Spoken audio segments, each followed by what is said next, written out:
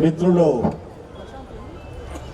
సామ రంగారెడ్డి గారు, వేదిక మీద ఉన్న మన ముఖ్య అతిథిగా వచ్చిన తెలంగాణ రాష్ట్ర అధ్యక్షులు, భారతీయ జనతా పార్టీ అధ్యక్షులు బండి సంజయ్ గారు, జాతీయ ఉపాధ్యక్షురాలు డికే అన్న గారు, అదేవిధంగా జనరల్ సెక్రటరీ బంగారు శృతి గారు, జనరల్ సెక్రటరీ ప్రేమేందర్ గారు, మన ఎమ్మెల్సీ రామచంద్రరావు గారు, నూతనంగా పార్టీలో చేరిన మన తోక శ్రీనివాస్ రెడ్డి గారు, వారి ఫాదర్ తోక శ్రీశైలం గారు, ఇక్కడికి వచ్చే వాళ్ళకందరికీ పేరు పేరున అందరికీ నమస్కారాలు తెలియజేసుకుంటున్నా. నిన్నటిదాకా నేను దుబ్బాక ఎలక్షన్స్లో ఉన్నాను. దుబ్బాక ఎలక్షన్స్లో ఎక్కడ చూసినా నీళ్ళ ప్రవాహం కంటే జన ప్రవాహం ఎక్కువ ఉంది. ఎక్కడ చూసినా ప్రజలందరూ కూడా ఏదైతుందో భారతీయ జనతా పార్టీలో చేరతామని చెప్పి ఒక నది ప్రవాహం లాగా ప్రతి ఒక్క వార్డుల నుంచి, ప్రతి ఒక్క గల్లీ నుంచి, ప్రతి ఒక్క మండలం నుంచి ఏదైతుందో అందరు కూడా వచ్చి చేరడం జరిగిందని చెప్పి తెలియజేస్తున్నారు. ఇవాళ పట్టణంలో కాలు పెడితే దుబ్బాక ఒక ఊరు, ఆ ఊర్లో నుంచి పట్టణంలోకి కాలు పెట్టంగానే ఇవాళ మా బోని చేసింది పిల్లగాడు తోకల శ్రీనివాస్. ఎంత స్మార్ట్గా ఉన్నాడు, లావుగా ఉన్నాడు యువకుడు చూడండి.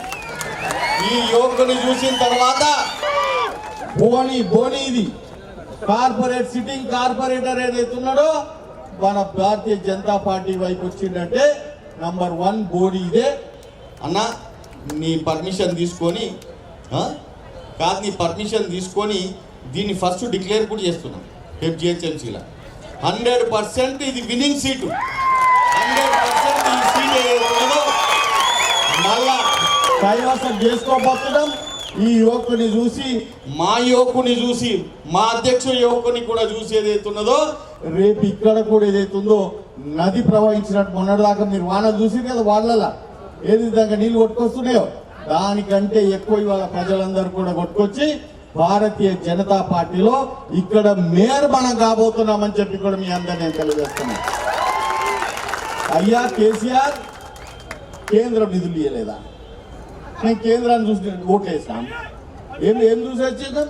ప్రతి ఒక్క దగ్గర ఫ్లైఓవర్లు ఉంటాయి, బ్రిడ్జ్లు ఉంటాయి, నాలల మీద ఇండ్లు ఉండవు. అవన్నీ చూసే కదా మనం ఇచ్చింది. 100 కార్పెట్లు అది చూసి ఇచ్చినామా, లేకపోతే కేంద్రం నుంచి పైసలు వస్తాయని చెప్పి ఇచ్చినామా? ఇవన్నీ ఫాల్తూ మాటలు ఇచ్చిపెట్టి ఇక నీ శాత కాదు. నిన్న ట్రంప్ పోయింది ఇంటికి, చూసింది కదా, ట్రంప్ ఇంటికి పోయిందా? అదే విధంగా ఏదైతుందో నీ టైం వచ్చేసింది. ఇక నీవు, నీ కొడుకు, నీ చుట్టాలు, నీ కథలు, నీ కార్ఖాన్లు అన్ని మూసుకొని బంద్ చేసుకొని ఇంట్లో కూర్చోవాల్సిన అవసరం ఉందని చెప్పి కూడా మీ అందరినీ తెలియజేస్తున్నా. ఇక భారతీయ జనతా పార్టీ తరం వచ్చేసింది. ఇన్ని సంవత్సరాలు పోటీ చేసిన మేము రాష్ట్రంలో కూడా మేమే ఉంటాం, కేంద్రంలో కూడా మేమే ఉంటాం అని చెప్పి యువతరం ఏదైతుందో కేరింతలు కొడుతున్నది. వాళ్ళందరితో పాటు మీరందరి ముందరికి రావాలని చెప్పి నేను కోరుతున్నా.